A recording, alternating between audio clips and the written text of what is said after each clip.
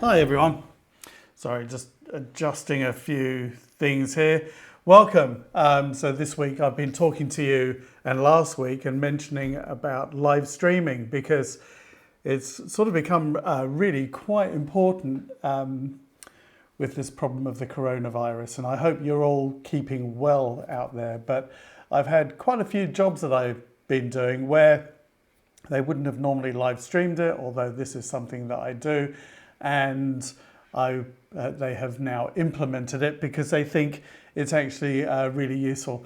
Some of them, sadly, have had really big dropout on their audience, and this is sort of covering them so they can still go ahead because their speakers are turning up. So I thought I would take this opportunity. I'm just going to flip over here just to see if any of you have got any questions. I'm just looking on the chat here. I think probably a lot of people are very busy, but I thought I would just go through some of these things. So if this is useful to you and you want to see other things, and by the way, I am doing another Q&A this afternoon, 3:30 GMT. It's London time. So if this time hasn't worked out, or if you've got to come back, then feel free to come back later. So one of the key things is that you don't want to necessarily have to cancel these things. So there was a photography show up in Birmingham this week, a really big event, 4-day event, and sadly they've had to postpone it to September, something that I was hoping to go to myself. So it is having an impact, and as we've seen, things like the Indian Wells tennis tournament has been cancelled as well. So it's happening everywhere. So hopefully this will resolve itself all very soon. But I thought I would recap on some of the things that I talked about in other episodes. And if you want to know more, you can actually subscribe. There is a subscribe link below. You can turn on notifications as well and keep up to date. So I've got loads of tutorials out there, everything from Excel, Word, using your camera, using your iPhone, Access PowerPoint, you name it. I've got over 350 videos there. So hopefully something will help you out there. And there's a new one coming soon as well, which is the Shoot with Schwartz, which is just solely about video and photography. So you know what you're getting. I have, if you can't see it, I've got my iPad here as well. And I've got the camera here. So I'm going to show you how you can do some of this using a bit of software I'm using the iPad, but it actually works on the iPhone as well. And this bit of software actually only works on the iOS devices. So let's just see if there are any questions coming through now, and let me just see if that's if anything is here yet. No notifications yet. Right, so anyway, I'm going to just show you some of the things that I talked about because I think this is relevant. So you can get software, you can use the YouTube app to live stream using your phone. And sorry, my cat's got in the way. Woody, come on, get off. Sorry about that. Cats and the internet, hey? And I think he's going to walk right in front of the camera again. Sorry, you just can't stop them, can you? Because I'm working at home today. So what I was going to talk about was you can actually use your iPads, your iPhones, your Android devices with the YouTube app, which is a really useful app, and you can stream with it. And the thing that I wanted to point out just earlier this week, or rather last week, was that one of the problems is getting decent audio. And this is not just when you're live streaming, but also for when you're recording video. So what I've got here is actually this is a wireless mic. It's made by Rode. It's USB power. I just charge up. It's got lithium-ion batteries in it. So I just charge it up using the USB on here. Really useful. I've got links to this on my website, actually on my shootwithschwartz.com. And let me just bring up the address for that, which is here. There is a section on video gear, photography gear, live streaming gear, also the software that I'm using for the live stream, which I'm going to tell you in a moment what I use. I've got links to all of that, so you can actually go and check that out. So Jargon Free Help is the channel that's got all the other stuff. Here's that one, and that's the channel you're looking through. And Shoot with Schwartz, sorry, doing all this myself, is the one that's going to be video photography. And a lot of that content is being built right now. So anyway, these are really good. I've got the wireless mic, that's the transmitter. Now, if you were doing a conference or something like that, you might want to put that on the podium and possibly connect it to a lapel mic like this and just tape this or clip this on to the mic stand there, and then you can get much better sound. It also has a built-in microphone, so you don't necessarily need this. But if you want to clip it onto a speaker, this might work better. And these have got clips on here as well. Okay, with any of these, if you're doing a conference, think about the power that you might be using on these. You might need to plug into power using USB-C. And I sometimes use a power bank. Same for this. This is the receiver, and it's got little bits hanging off of it, which I'll tell you about in a moment. The great thing about the receiver is it actually shows you the amount of battery left on this. They're wireless, they're digital, so you don't have to go and have a look at that, which is, I actually find really handy when I'm filming anyway. So if I want to connect this to my phone here, I need all these bits to do it with an iPhone. And there's a reason I'm using an iPhone for this as well. So I need 3 components here. This would be the cable that I would normally just plug into the camera. This adapter here converts it, and if I had an older iPhone that had a headphone jack, that would do the trick. That converts that signal so that it works on an iPhone. But for those of you who've got the Lightning connector, so you've got something like from the 10 or the X or the 11, you need that little adapter on top of that, and that plugs into here. And this will give you significantly better sound whatever video recording you're doing. So I would strongly recommend that. And you can do it onto the iPad as well, although I've got an iPad Pro here and it's got a USB-C connection, so I'm not quite sure. I'll have to get something else, another kind of adapter for that. So I'm just checking here at the same time, just seeing if any comments are coming up on my feed here, just so I can answer your questions. So the other thing I just want, so I've got the iPad here. So the YouTube app is great, and you can just instantly start, you log in and you just go for it. But there is another one that I like to use, and this is the one, the downside is it only works on the iOS devices. It's called Wirecast Go. Now the thing about Wirecast Go is that it allows you to have different shots. So I'm just going to flip over here to this camera, so you're looking directly at it. Let me just line that up because I moved it so that I could get here, and let's just get that in focus. There we go. Right, let me just lower that so you can see what's going on. So you can see it's got a little bit of an interface. Sorry, it's gone at a funny angle here, but never mind, you can see it. So this here is, you're seeing the camera, and I could flip it round so that I've got the camera facing the other way, but I'm doing it on me. This button here is record, which is basically what starts the live streaming. You've got the microphone, which you can mute, so that's it there.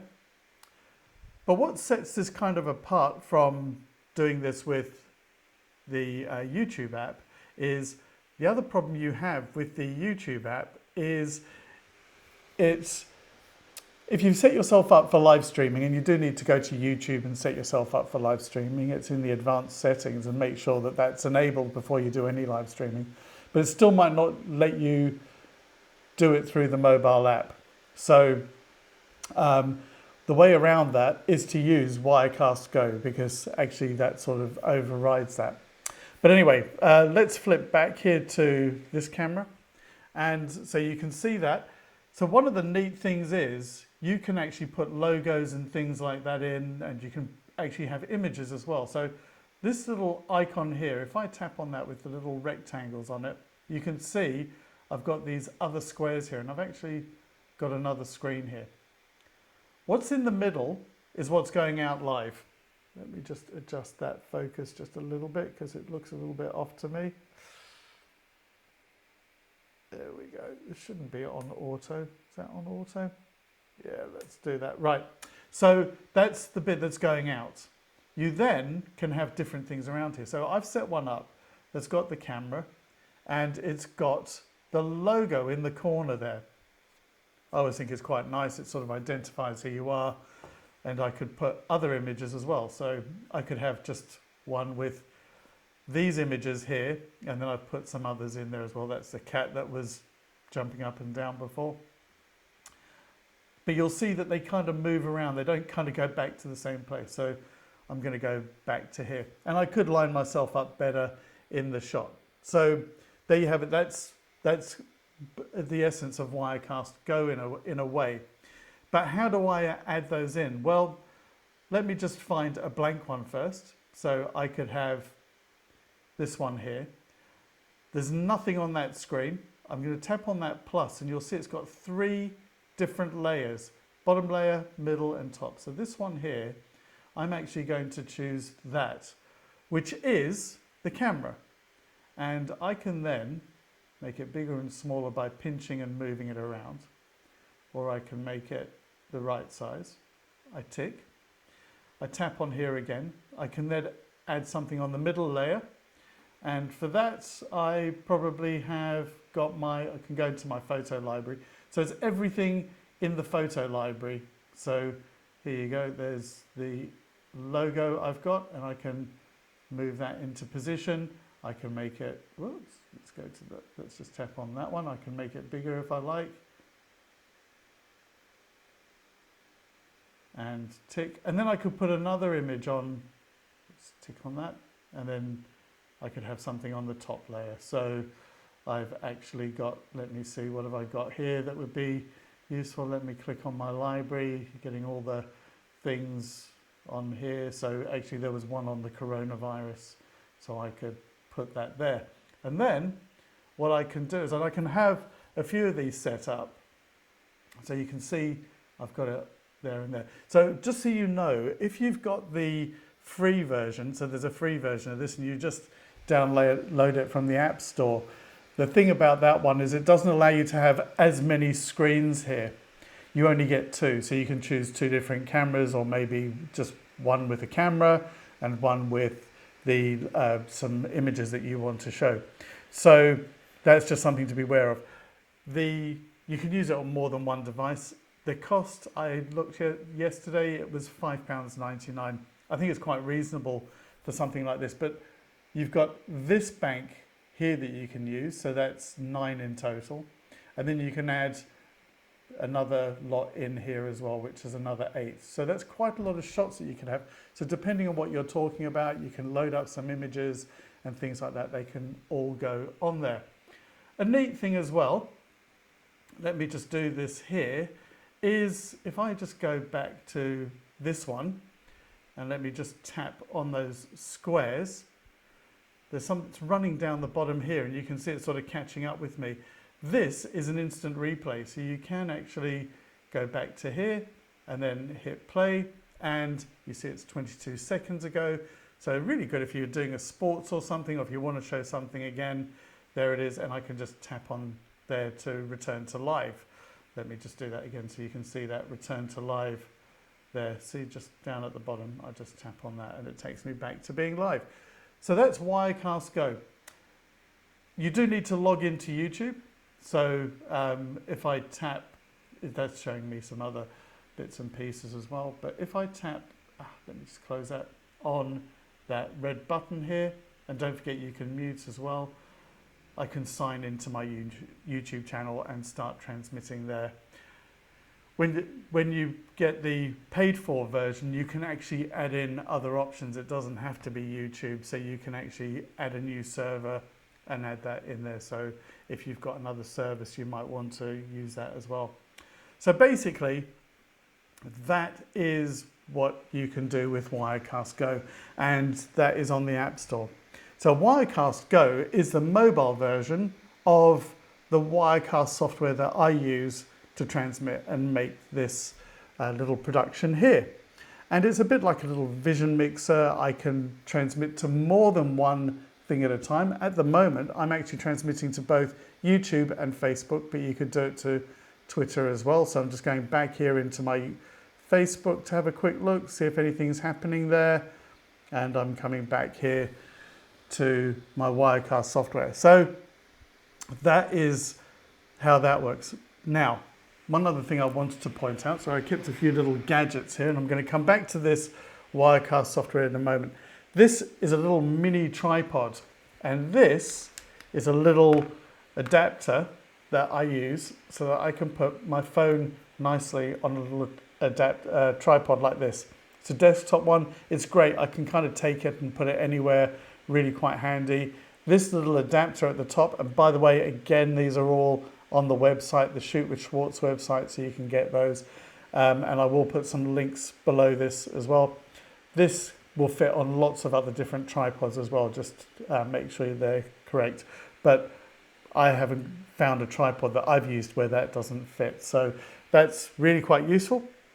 If you're just filming yourself, that could be useful like that, and you could potentially put it up on something as well. So that is some of the things that I do if I want to go a bit mobile. Sorry, I've jumped around a bit here. So I have got this software here, which is the Wirecast one that I mentioned. Now, you don't need this Wirecast software. There is a free version, or there used to be, but it is a paid for one, but it is actually very good. You don't need this to have the Wirecast Go. They're independent, okay? So you don't have to purchase this to get that. So let me just turn this camera here around.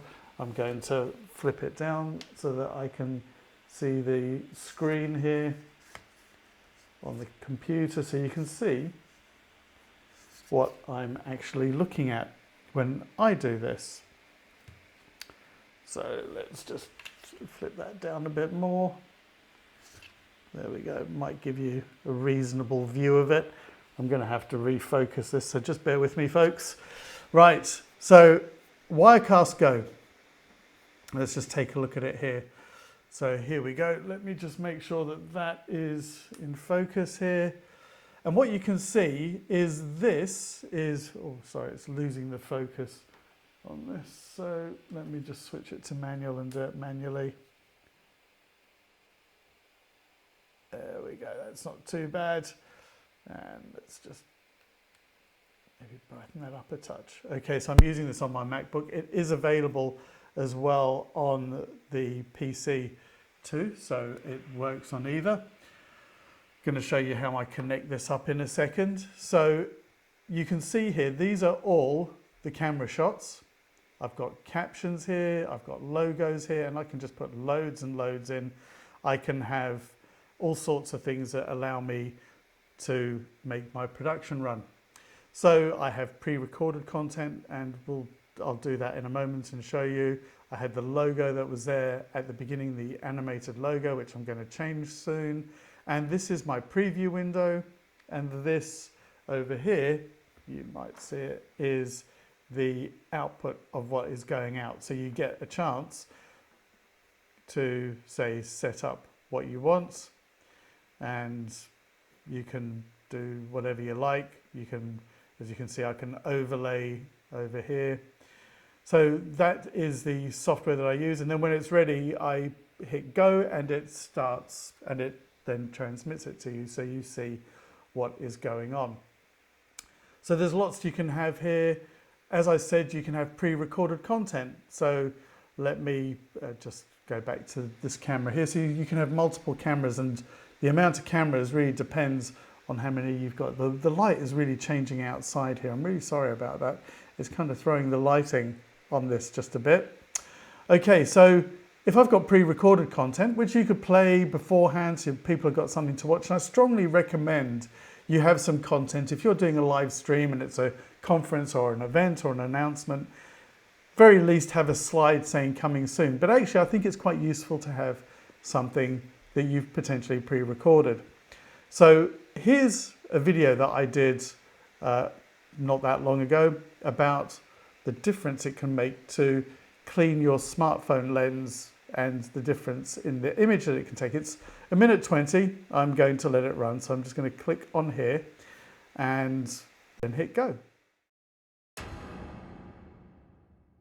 nearly all of us who've got a smartphone like this iPhone use it to take photographs. And sometimes you might look at the photos and think, they don't look particularly clear. They're a bit blurry or hazy, particularly if you're shooting into some light maybe that's in the background. These things come with us pretty much everywhere, and we just handle them and we get our fingers all over the lenses. We put it down where it might not necessarily be a clean table or something like that, and they get dust all over them. If you've got a camera, you probably know to clean your lenses, and if you've got glasses, you probably clean your glasses. Well, the same thing applies to your cameras here, the lenses here. I would just give them a bit of a wipe, maybe on a sleeve or with a tissue or something, anything really, just to get the dirt off of them. Just to show you the difference it can make, here's a behind the scenes photo that I took of a colleague of mine, and here's what happened after I cleaned the lens, and you can see clearly there's a difference. So why not give that a try? You'll probably notice it makes a difference to your photos as well. If you like the video and you want to know more, then subscribe below. See you soon. Well, there you are. So you can have pre-recorded content. That gives me also a chance to have a break as well. So just adjust the lighting just a little bit too. So that is how that works. It can be really handy to do that kind of thing. So all of this, I've got all of this on my website, Shoot with Schwartz, so go and check that out. That will certainly help you out there. So how do I connect my cameras, this one and this one, so that it comes into the computer here so that I can actually do this mix? And I could have up to 3 of these, and that are these little Ultra Studio mini recorders by Blackmagic Design. I paid for another one of these recently because I have a few. £136, and it's on Amazon, and I've got the link for it in here as well. And it allows me to have 2 different types of input. One that you're probably very familiar with, which is HDMI. This one here is SDI. SDI comes out of more professional cameras and better camcorders as well. So you're looking at paying that little bit more. You can get adapters that change HDMI into SDI. Why do I do that?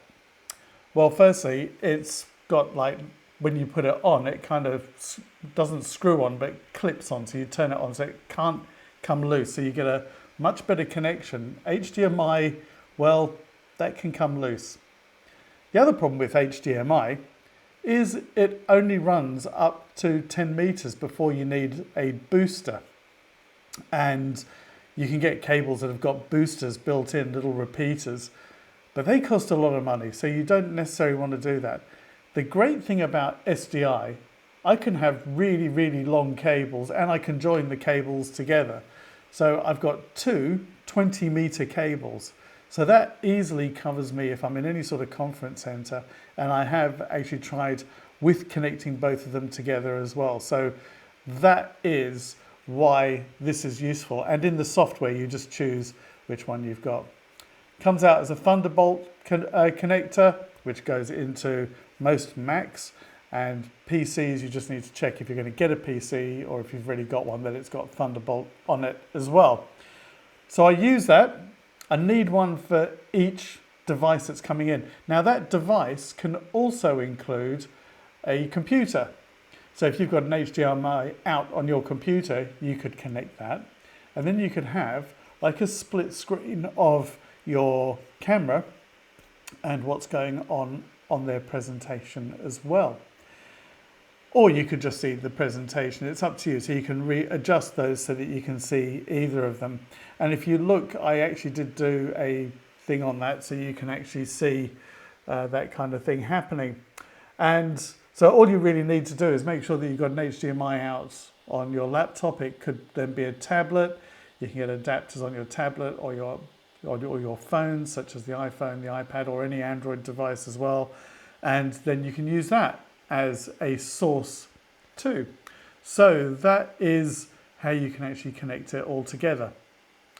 The useful thing about live streaming right now is obviously the fact that there is this horrible virus going around, and the world is worried about it, and people are trying to work out solutions as to how to get around their events, their announcements, lectures as well, so they can keep teaching. And live streaming is one of those things that you can do like this. So I am building some tutorials to show you that. That's coming this week. Hopefully this will help you, perhaps get you started on this kind of thing. If you need more help, then get in touch with me. If you want some training on it, I do training on this, video, filmmaking, and photography as well. And I have a load of tutorials that will show you how to do this. So you can look at Jargon Free Help, which has just got a broad range of sort of technology, Microsoft Office, and that kind of thing. Or you can go to my Shoot with Schwartz, which is more dedicated to the film photography and live streaming. So if you do want to know more, subscribe to each of those channels, and hopefully all of these things will help you out. So let me just go and check one last look to see if anyone's got any questions. I can't see any here. And let me just check on Facebook.